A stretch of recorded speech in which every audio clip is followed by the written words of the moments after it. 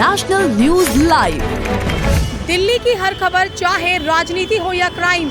Karnal national highway पर इस वक्त हम मौजूद हैं। गंगा मैया प्रकट होके या गंगा मैया कभी खत्म नहीं होती। ट्राई सिटी से जुड़ी हर खबर हम पहुंचाएंगे आप तक। विधानसभा चुनाव में आखिरकार बयानबाजियां शुरू हो गई हैं। और आप देख रहे हैं नेशनल न्यूज लाइव। इस वक्त हम मौजूद है दिल्ली के टिकरी बॉर्डर पर। आप देख रहे हैं नेशनल न्यूज लाइव।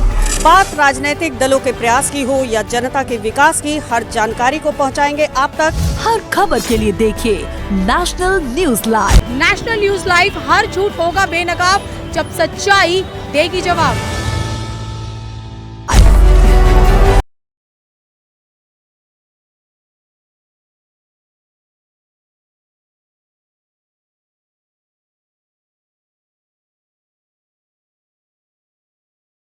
दो 2020 में भारत में करीब 13,92,179 कैंसर के मामले सामने आए, जिसमें ब्रेस्ट, कोलोरेक्टल, फेफड़े, सर्वाइकल और थायराइड कैंसर महिलाओं में होने वाले सबसे आम कैंसर हैं। वहीं पुरुषों में फेफड़े, प्रोस्टेट, कोलोरेक्टल, पेट और लीवर का कैंसर सबसे आम है। आज सेहत की बात में समझेंगे कि सर्वाइकल कैंसर का इलाज क्या है, आखिर ये महिलाओं में क्यों होता है और ये इतना घातक क्यों है।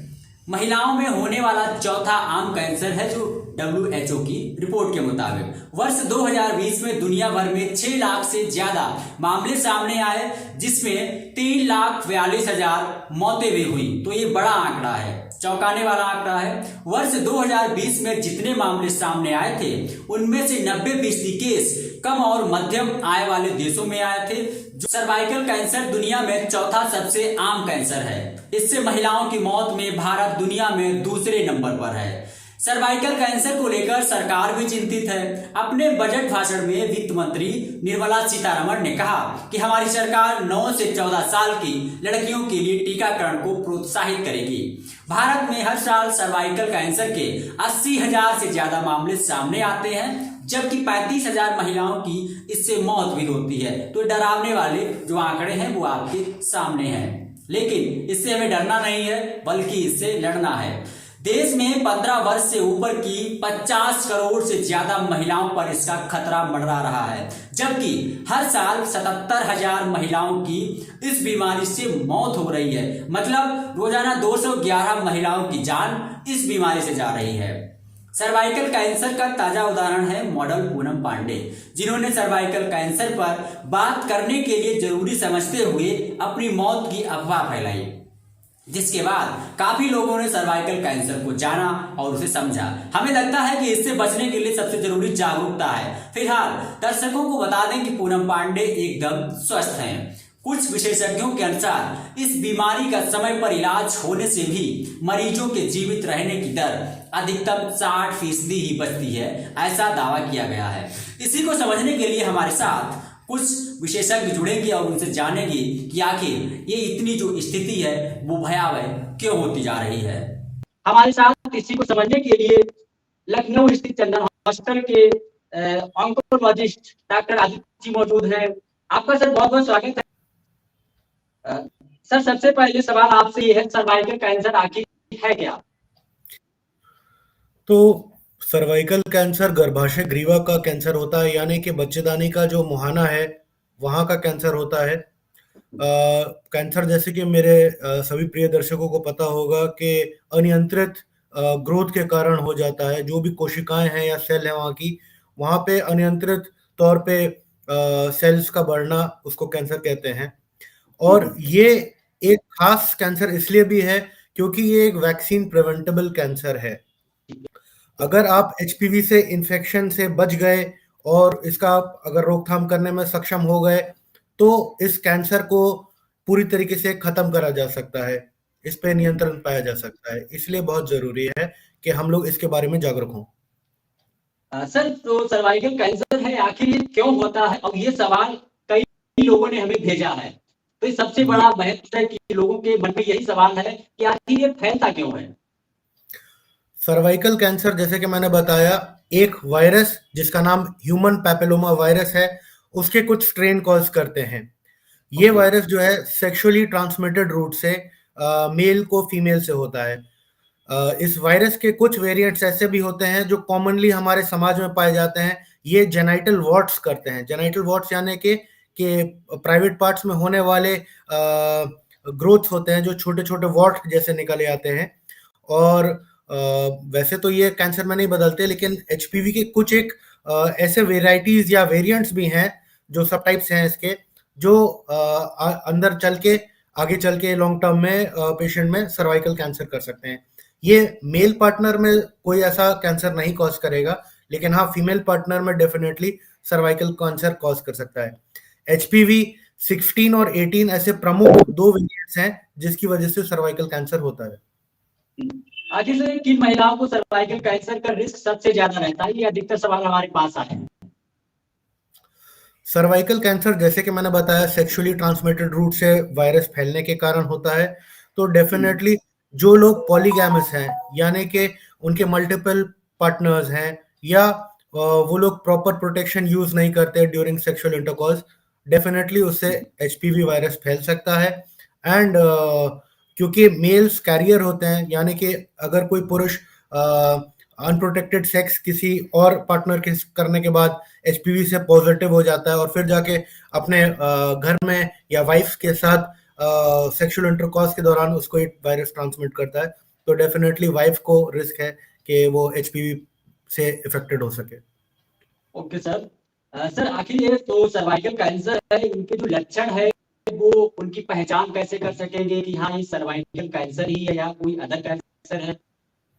ओके, तो सर्वाइकल कैंसर गर्भाशय ग्रीवा का कैंसर होता है। इसका प्रमुख जो सिम्टम्स देखने को मिलते हैं, तो कोई भी लेडी जिसको पोस्ट मेनोपॉजल ब्लीडिंग हुआ हो उसको सचेत हो जाना चाहिए। ऐसी महिलाएं जिनके मेंसेस बंद हो चुके थे, उनको अचानक से अब ब्लीडिंग स्टार्ट हो रहा है, तो डेफिनेटली सर्वाइकल कैंसर हो सकता है।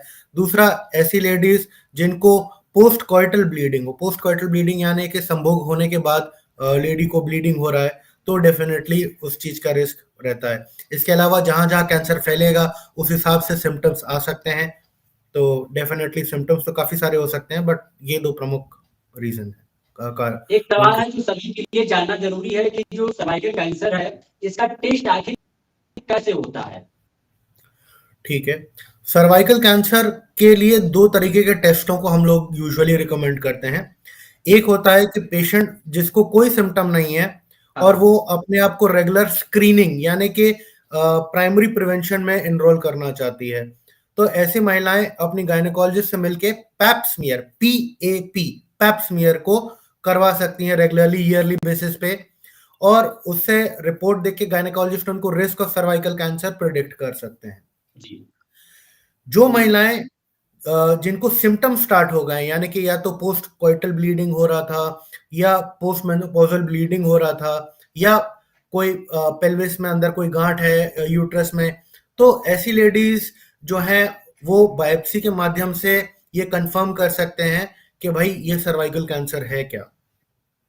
बिल्कुल सर, बहुत अच्छे सवाल है सर, और जवाब भी आप संतुष्टपूर्ण दे रहे हैं। सर अगला सवाल है, सर्वाइकल कैंसर की रोकथाम में वैक्सीन कौन सी उपयोगी है? क्योंकि जिस तरीके से अभी बजट में ही उसका जिक्र किया गया है।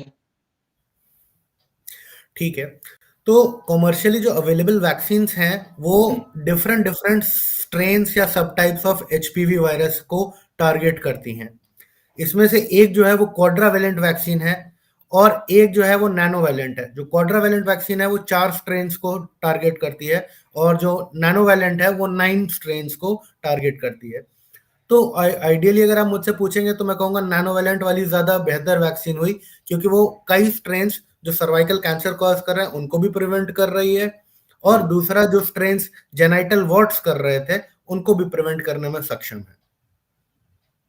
तो इसमें से आपने जो वैक्सीन बताई है उसमें से उपयोगी भी बताइए जी। तो सर अगला सवाल हमारा है, कोई महिला जो उम्र के किसी भी पर सर्वाइकल कैंसर वैक्सीन लगवा सकती है? किसी भी उम्र के जो महिलाएं हैं।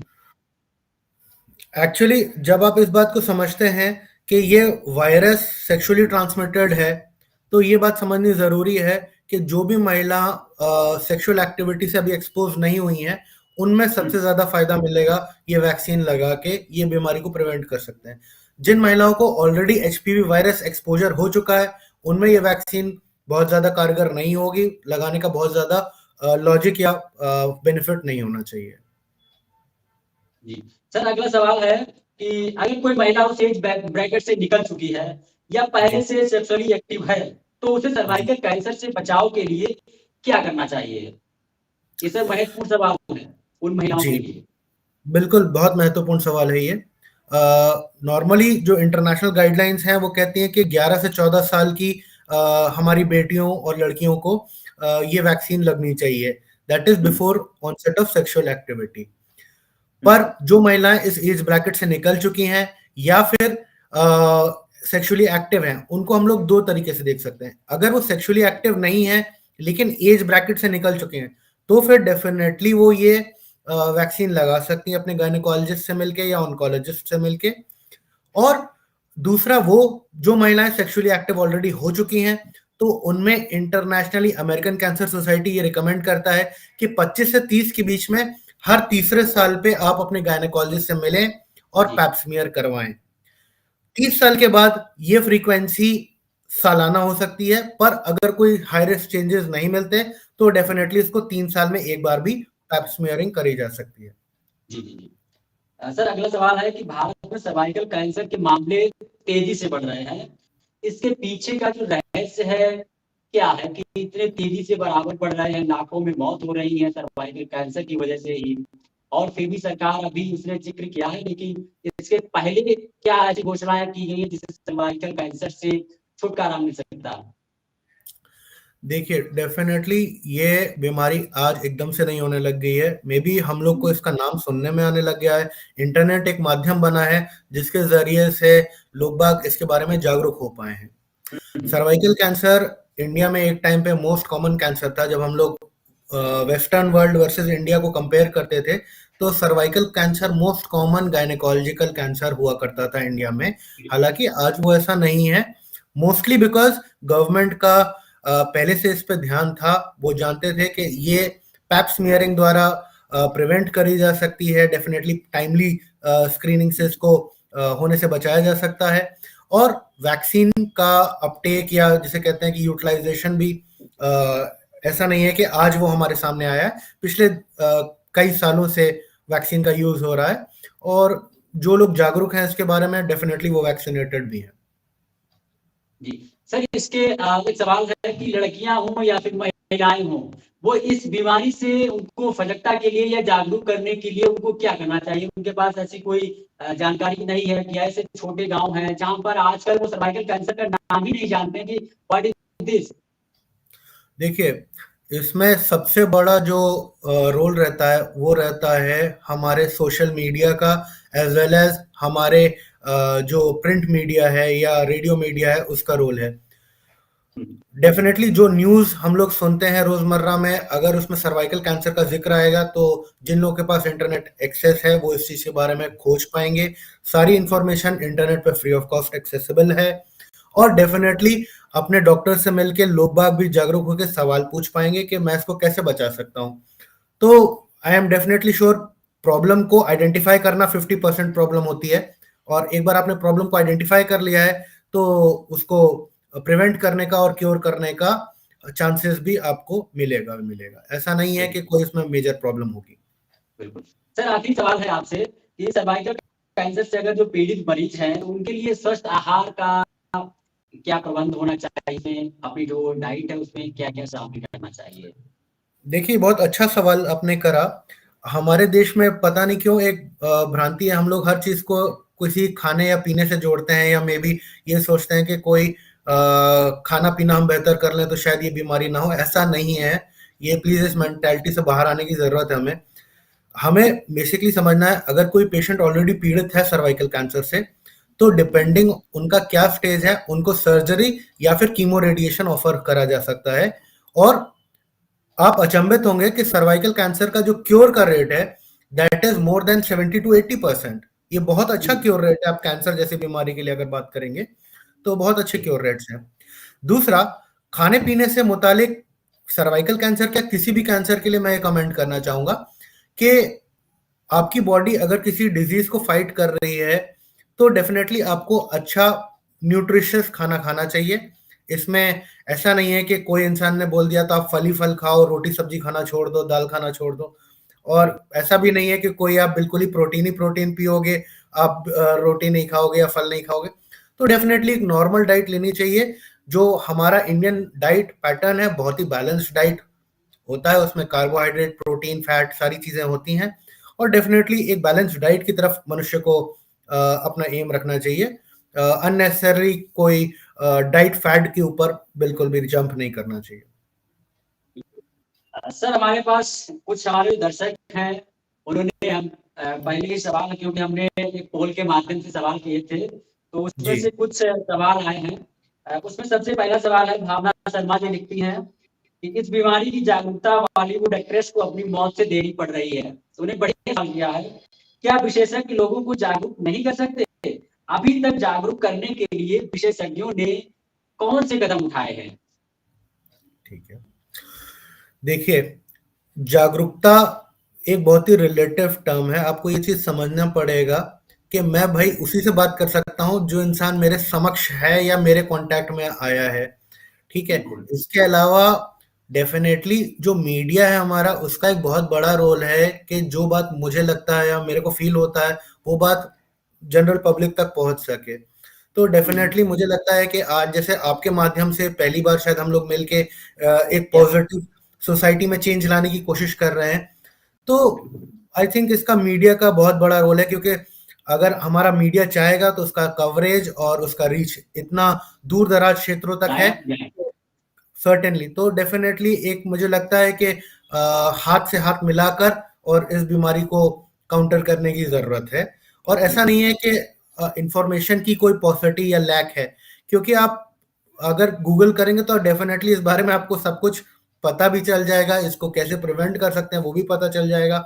यूट्यूब पे तमाम वीडियोस हैं, काफी एक्सपर्ट्स के ओपिनियन है। यूट्यूब एक फ्री ऑफ कॉस्ट प्लेटफॉर्म है जिसपे हम लोग इन इंफॉर्मेशन को एक्सेस कर सकते हैं, इसके बारे में समझ सकते हैं। और डेफिनेटली मैं ये कहूंगा कि भाई हमारी सरकार ने प्राथमिक स्वास्थ्य केंद्र और कम्युनिटी हेल्थ सेंटर्स एस्टैब्लिश कर रखे हैं, वहाँ पे अच्छे गायनेकोलॉजिस्ट हैं, अच्छे डॉक्टर्स हैं। तो मेरे हिसाब से अगर किसी को पर्सनली सोशल मीडिया पे कोई इन्फॉर्मेशन नहीं मिलती है तो आई गेस ₹1 का पर्चा कटा के डॉक्टर से मिलने में कोई हिंड्रेंस नहीं होनी चाहिए। हाँ सर, सवाल दूसरा भी उनका मिलतू जुलतू इसी से है, क्योंकि जो आप बता चुके हैं कि बात ही कर चुके हैं पहले कि गांव में इस बीमारी के बारे में बहुत कम लोगों को पता, जबकि सबसे ज्यादा मौतें भारतीय महिलाओं की होती हैं, ये भी सही बात है। और इस बीमारी से फिर भी जागरूकता अभी तक क्यों नहीं बढ़ रही है? चाहे हम सरकार की बात करें या फिर समाज सेवा की बात करें, समाज सेवी ऐसे बहुत है, वो अलग अलग तो कार्यक्रम करवाते हैं, लेकिन ऐसी बीमारी जो गंभीर बीमारी है उस पर आजकल ऐसे कोई समाज सेवी नहीं हमें दिख रहे हैं जो समाज सेवा करते हो और लोगों को जागरूक करें इस बीमारी के बारे में। देखिए, इसका सवाल का जो आंसर है ना, एक्चुअली कहीं ना कहीं हमारे way of sort of cultural से रिलेटेड है। कि आपने अपने घर में भी देखा होगा कि भाई मम्मी खाना तभी खाती है जब सब लोग घर में खा लेते हैं या पापा को खिला देती हैं। तो पता नहीं क्यों ऐसी निस्वार्थ भावना हमारे घर की माओं और बहनों में होती है कि वो अपने स्वास्थ्य को हमेशा बैक स्टेज पे रखती हैं और चाहती हैं कि भाई परिवार के बाकी लोग ठीक रहें। और समहाउ धीरे धीरे लास्ट 200-300 ईयर्स से ऐसा रहा है कि फीमेल हेल्थ और फीमेल हाइजीन के बारे में लोग बात करने से डरते हैं या मे बी थोड़ा झिझकते हैं। तो जस्ट इन केस अगर किसी लेडी को कोई प्रॉब्लम हो भी रही होती है या इवन अगर आप मेंस्ट्रुअल हाइजीन की बात करिए तो आजकल गांव में आप जाके देखेंगे तो यू विल बी सरप्राइज्ड कि कितना पुअर मेंस्ट्रुअल हाइजीन है। बिल्कुल। तो डेफिनेटली ये बात है जो हम लोग ऐसा नहीं कि सिर्फ सर्वाइकल कैंसर के बारे में हम लोग को ये ढोल बजाने की जरूरत है। It is about overall female health and about female menstrual hygiene जो हमें बात करनी चाहिए कि भाई ये बदलाव हमें खुल के बात करके ही मिलेगा। ऐसा नहीं है कि हम उस बारे में बात भी नहीं करना चाहें और हमें सब जानकारी भी मिल जाए, ऐसा नहीं होता है। बिल्कुल सर, सही बात कही आपने। लेकिन जो हमारा भारत देश है वो सर्वाइकल कैंसर के मामले में 4थे नंबर पर है।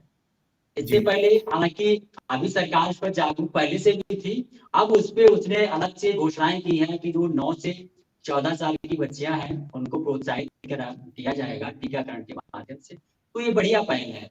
सरकार का भी धन्यवाद करते हैं। फिलहाल सर आपने जो हमारे सवाल थे उसका आपने बेसब्री से जवाब दिए। जो दर्शक हमारे साथ जुड़े हैं उनसे भी अपील करते हैं कि आप अपने कमेंट के माध्यम से अगर कोई और सवाल है या कुछ और मुद्दे पे या जो स्वास्थ्य को लेकर के आप सवाल करना चाहते हैं वो भी आप करिएगा। फिलहाल बहुत बहुत सर आपका बहुत बहुत धन्यवाद।